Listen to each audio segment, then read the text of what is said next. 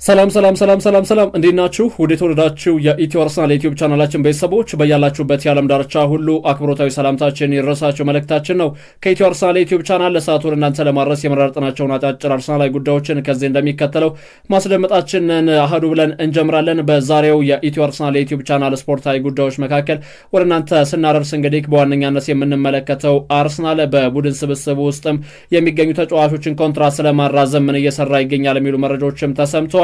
የኢታን ኒውነሪን ጉዳይ በዋነኛነት እናነሳዋለን። እስኪ ቀዳሚ መረጃችን እናርገው።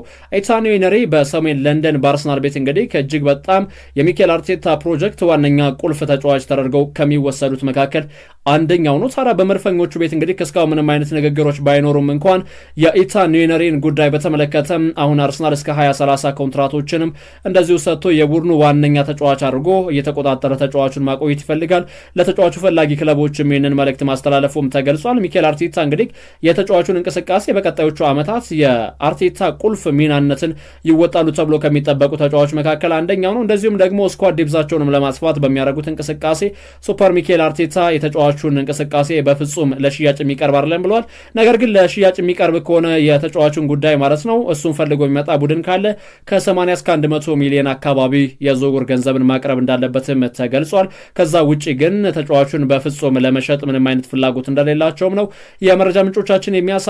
ታዲያ በአርሰናል ቤት እንግዲህ ኢታን ኒውነሪ ይህንን ያክል የመሸጫ ዋጋ ከተለጠፈበት ከ80 እስከ 90 ሚሊዮን ፓውንድ ያወጣል ተብሎ የሚታሰብና እስከ 100 ሚሊዮን ፓውንድ ድረስም የመሸጫ ዋጋ አለው ተብሎ ስሙ የሚነሳ ተጫዋች ከሆነ ስለምን ሚኬል አርቴታ ይህንን ተጫዋች ሊጠቀምበት አልቻለም በሚሉ ጉዳዮች ብዙሃኖችም እንደዚሁም ሀሳቦቻቸውንም እየሰጡ ነው የሚገኘው። በዚህም እንግዲህ በተለይ ቡካዮ ሳካ በተጎዳባቸው የጨዋታ እንቅስቃሴዎች ላይ እጅግ በጣም አስደናቂ የሚባል ፐርፎርማንስን አሳይቶ የነበረው ኢታን ኒውነሪ ምናልባት በቀጣዩ ሲዝን አርሰናል ስኳድ ዴፕዙን የሚያጠናከር ከሆነ በግራም በቀኝም አጥቂዎችን የሚያስፈርም ከሆነ የመጫወቻ ደቂቃዎቹ እጅግ በጣም እያነሱ ይመጣሉ። በዚህ ምክንያት እንግዲህ በክረምት የዝውውር መስኮት ምናልባትም በክረምት የዝውውር መስኮት ሌሎች አማራጮችን ሊመለከት የሚችልበትን መንገድ በቀኝ የሜዳ ክፍሉ ያለውን ገታ ሊያደርገው ይችላል ተብሏል። ለቡካዮ ሳካ አጠባባቂ ኢታን ኒውነሪ በዋነኛነት ግልጋሎትን መስጠት እንደሚችል እንግዲህ ከአርሰናል የበላይ ጠባቂዎችም እምነት ስለማሳደራቸውም ነው መረጃዎችም እያመላከቱ የሚገኘው። ምናልባት በቀጣይ የውድድር ዓመት አርሰናል በዝውውር ገበያው ላይ እንግዲህ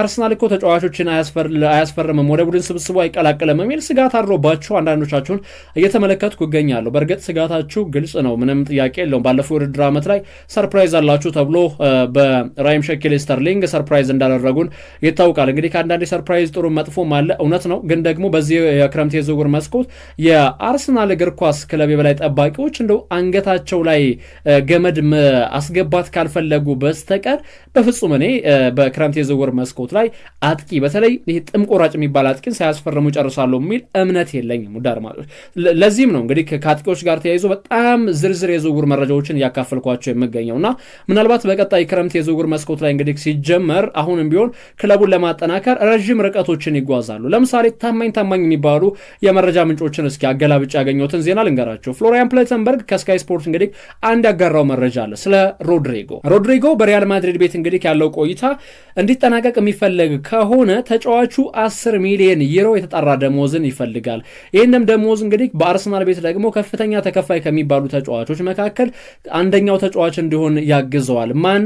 ሮድሪጎ። ስለዚህ አርሰናል በዝውውር እንቅስቃሴው እጅግ በጣም የተወሳሰበበት ወይም ደግሞ ጥሩ በሚባል መልኩ የዝውውር ሂደቶች እንዳይቀጥሉ እያደረገው የሚገኘው የሮድሪጎ ዝውውር የሚከፍሉት ገንዘብ ብቻ ሳይሆን ተጫዋቹ የሚጠይቀው ጥያቄ ነው። እኔ በተደጋጋሚ ጊዜ ነግሬያቸዋለሁ አይደል? በዩቲዩብ ላይ በማካፍላችሁ መረጃ በደንብ በዲቴል ለማንሳት ሙከራዎችን አድርጌያለሁኝና እዚህ ጋር ምንድን ነው አርሰናል የሚያወጣው ገንዘብ አለ። አሁን 80 ሚሊዮን ለሮድሪጎ ማውጣት በጣም ቀላል ገንዘብ ነው። ውድ አድማጮች፣ ለ4 ዓመት ሮድሪጎ በ80 ሚሊዮን ቢፈርም በአመት የሚከፍለው ክፍያ 20 ሚሊዮን ነው።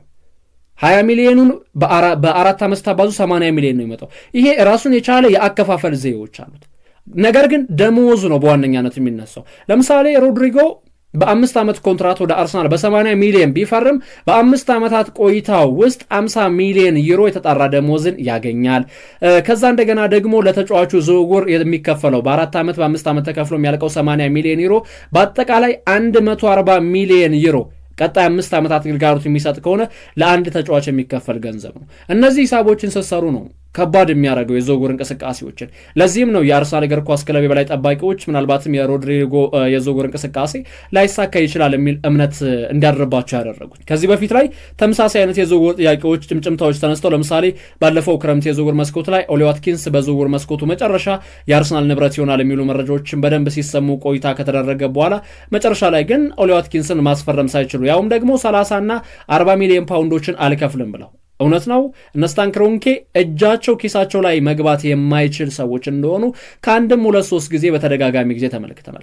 አሁን በዝውውር ገበያው ላይ እንግዲህ በጣም በርካታ የሚባሉ ተጫዋቾችን ወደ ቡድን ስብስቡ መቀላቀል ይፈልጋል አርሰናል ስንል አይ ክለቡ እኮ አርሰናል ነው የሚል ምላሾችን እናንተም ስትሰጡ እየተመለከትኩ ነው የሚገኘው። አይኖ እናንተ ችግር እንግዲህ ለምን እንደዚህ እንድታስቡ እንዳደረጋቸው አርሰናሎች በበላይ ጠባቂዎቻቸው አማካኝነት ባለፉት 5 ዓመታት ያደረጓቸው ዝውውሮችም ደካማ እንደነበሩ አምናለሁ። ለዛም ነው ሐሳቦቻችሁን ስሰነዝሩም የምመለከተው። ከዛ ውጭ ግን እንደው ደካማ የዝውውር እንቅስቃሴ ነው ካለን ወደ አድማጮች እስኪ አንድ መረጃ ላካፍላችሁ። እንደው በአጥቂ መስመር ቦታ ላይ አርሰናል በቅርብ የውድድር ዓመታት ላይ በፈጸማቸው የዝውውር እንቅስቃሴ ባለፉት 5 ዓመታት በዓለማችን 60ኛው ክለብ እንደሆነ ታውቃላችሁ አይደል ወደ አድማጮች? 80 ሚሊዮን ፓውንዶችን ብቻ ነው ያወጣው። ቸልሲ ለአጥቂ መስመር ሰላፊ ተጫዋች 803 ሚሊዮን ፓውንድ አውጥቷል።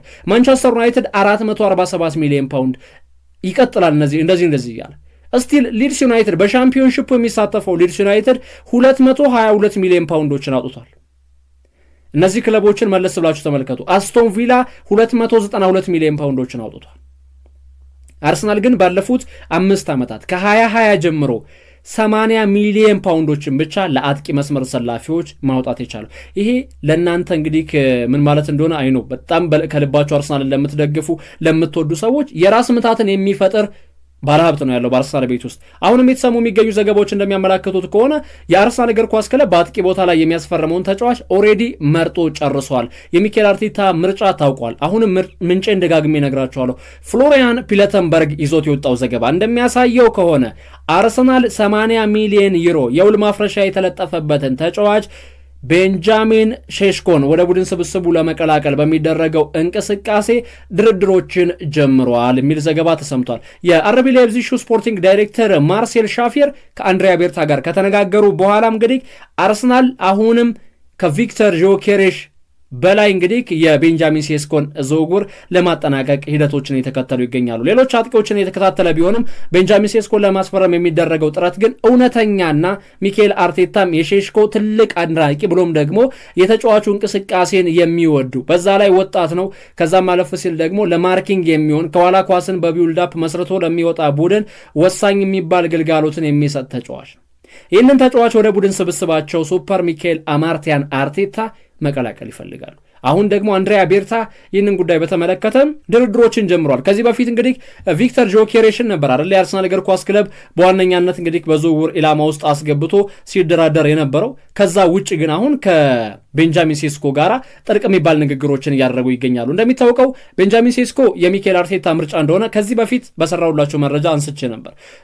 ቪክተር ጆኬሬሽ ደግሞ የአንድሪያ ቤርታ ምርጫ እንደሆነና ለቡድኑ በትልቅ ደረጃ ከፍ ሊያደርገው ይችላል ተብሎ የታሰበበትን ሂደትም ተመልክተናል። ከላይፕዚግ ይህን ተጫዋች ለማስፈረም በሚደረገው እንቅስቃሴ እንግዲህ 80 ሚሊዮን ዩሮ የውል ማፍረሻው ነው። ተጫዋቹን እንግዲህ በ24 ሚሊዮን ነበር ከእናት ክለባቸው ሳልስበርግ ወደ ላይፕዚግ ያመራው። ያው እነዚህ ሳልስበርግ ላይፕዚግ የተሰኙ እግር ኳስ ቡድኖች አንድ የእግር ኳስ ድርጅት ውስጥ እንደሚተዳደሩ ይታወቃል። እናም ይህ ተጫዋች በክለቡ 2029 ላይ ነው ኮንትራቱ የሚጠናቀቀው። ባለፈው የውድድር ዓመት ነው ኮንትራቱን ያራዘመው ይሄ የአጥቂ መስመር ሰላፊ ተጫዋች ቤንጃሚን ሴስኮ የተሰኘው እንግዲህ ስሎቫኒያዊ የአጥቂ መስመር ሰላፊ ተጫዋች በቀጣይ የውድድር ዓመት የአርሰናልን የማጥቃት እንቅስቃሴ ያሳልጣል ተብሎ በቀዳሚነት እምነት የተጣለበት ተጫዋች ነው። ይህንን አጥቂ ወደ ቡድን ስብስባቸው መቀላቀል ይፈልጋሉ አርሰናሎች። ለዚህም እንግዲህ ከስፖርቲንግ ዳይሬክተሩ አንድሪያ ቤርታ ጋር ላይፕዚግ ስፖርቲንግ ዳይሬክተርነት ሚናን እየዘወሩ የሚገኙት ማርሴል ሻፌር ንግግሮችን ስለማድረጋቸውም ነው ዘገቦችም እያመላከቱ የሚገኘው። ሌላው ዲያሮ ስፖርት አንድ መረጃን ይዞ ወጥቷል። አርሰናል ከስፖርቲንግ ሊዝበን የተከላካይ መስመር ሰላፊ ተጫዋችን ማስፈረም ይፈልጋል የሚል መረጃን ይዞ ወጥቷል። ይህም ተጫዋች እንግዲህ ኦስማን ዲዮሜንዴ የተሰኘው የማል ተከላካይ ነው። ግዙፉ እንግዲህ ኦስማን ዲዮሜንዴ በአርሰናል የዝውውር ኢላማ ውስጥ ብቻ አይደለም ያለው። የምዕራብ ለንደኑ ክለብ ቸልሲም የተጫዋቹ ፈላጊ እንደሆነ ይታወቃልና ይህንን ተጫዋች እንግዲህ ወደ ቡድን ስብስባቸው ለመቀላቀል የአርሰናል እግር ኳስ ክለብ በዋነኛነት ፈላጊ ሆነው ብቅ ብለዋል። እንደ ቡድን እንግዲህ ስፖርቲንግ ሊዝበን በሩበን አሞሪም ስር ሲሰለጠን ጥሩ የሚባሉ አመታቶችን አሳልፎ እንደነበር ይታወቃል። አሁን ደግሞ ከስፖርቲንግ ከቤንጃሚን ሴስኮ ይልቅ ኦስማን ዲዮሜንዴን አርሰናል ፈላጊ ሆነው ብቅ ብለዋል ተብሏል።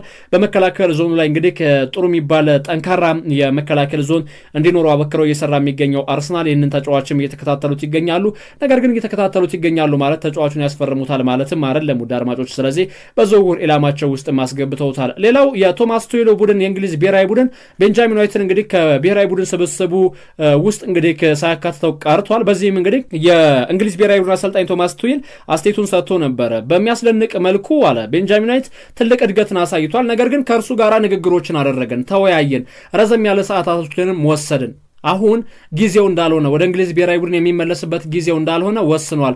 ምክንያቱም እርሱ በቅርብ አባት እንደሚሆን ይታወቃል እና ልጅ እንደሚወልድ ስላወቅኩኝ ለዚህም እረፍት ሰጥቼዋለሁ። ለእንግሊዝ ብሔራዊ ቡድን አልጠራሁትም እንጂ ከጋሪ ሳውዝጌት ጋር የነበረው ችግር አሁንም ቀጥሏል ማለት አይደለም። በቡድን ስብስቤ ውስጥ እቀላቅለዋለሁ ብሏል ቶማስ ቱሄል የሶስቱ አናብስት የእንግሊዝ ብሔራዊ ቡድን ዋና አሰልጣኝ ማለት ነው። ስለዚህ በቀጣይ እንግዲህ በቡድን ስብስብ ውስጥም ቶማስ ቱሄል ቤን ዋይትን ይቀላቅለዋል ማለት ነው። እንግሊዝ ብሔራዊ ቡድን በቀጣይ እንግዲህ ለሚኖርባት የጨዋታ እንቅስቃሴ ማለትም የዓለም አቀፍ የጨዋታ እንቅስቃሴዎችን ለማድረግ እንግዲህ በምታከናውነው የጨዋታ ሂደት ቡካዮ ሳካ፣ ዴክላን ራይስ እና ማይልስ ሉዊስ ስኬሊን በቡድን ስብስባቸው ውስጥም የእንግሊዝ ብሔራዊ ቡድን ዋና አሰልጣኝም መቀላቀላቸው ይታወቃል።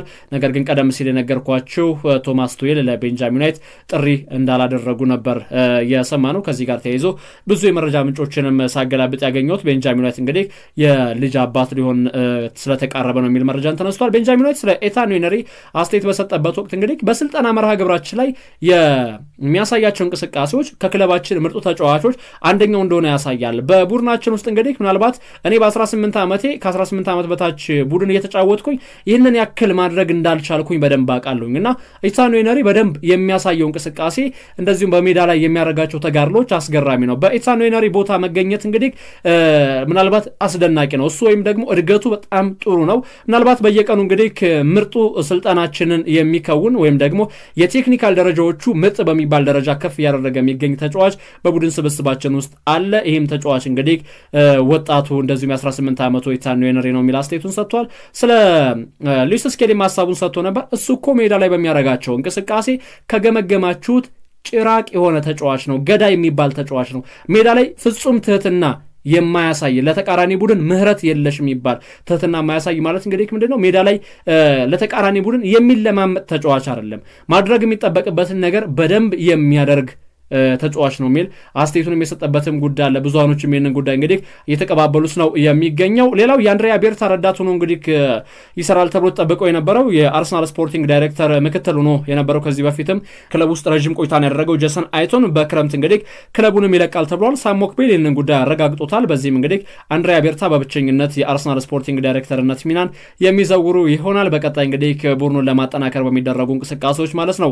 በመጨረሻም አርሰናል ለሊያንድሮ ትሮሳርድ በአዲስ ኮንትራት ድርድር ጉዳይ እንግዲህ ለተጫዋቹ አነስተኛ የደሞዝ ጭማሪ ለመስጠትም እያሰቡ ነው ተብሏል። የረዥም ጊዜ ኮንትራትን የመስጠት ግዴታ ውስጥ መግባትም አልፈለጉም አርሰናል። ስለዚህ ትንሽ ደሞዝን ጨምረው የአጭር ጊዜ ኮንትራትን ለተጫዋቹ መስጠትም በዋነኛነት ኢላማቸውም አድርገውታል። በአርሰናል ቤት ውስጥ እንግዲህ የተጫዋቹ ጉዳይ ከኮንትራት ጋር በተገናኘ ጥልቅ የሚባሉ ንግግሮችን እያደረገ እንደሚገኝ በተደጋጋሚ ጊዜ ሲዘገብ እንደነበረም ይታወቃል። እነ ሮድሪጎ በዝውውር ስማቸው ከተገናኘ በኋላ ደግሞ ክለቡንም ለቆ ሊወጣ ይችላል የሚሉ ሀሳቦች ነበሩ። ነገር ግን ኮንትራት መፈረሙ አሁንም በአርሰናል ቤት ስለመቆየቱ ዋስትና እንደማይሆነው ነው የመረጃ ምንጮቻችንም የሚያመላክቱት። ወደ ተከበራችሁ የኢትዮ አርሰናል ዩቲዩብ ቻናላችን ቤተሰቦች በያላችሁበት የዓለም ዳርቻ ሆናችሁ ስላደመጣችሁን ስለተከታተላችሁን ከልብ እናመሰግናለን። ይህ ኢትዮ አርሰናል የዩቲዩብ ቻናላችን ነው። በየቀኑ የተለያዩ መረጃዎችን ወደ እናንተ እናርስበታለን። ሰብስክራይብ ያደረጋችሁ ቤተሰብ ሁኑ።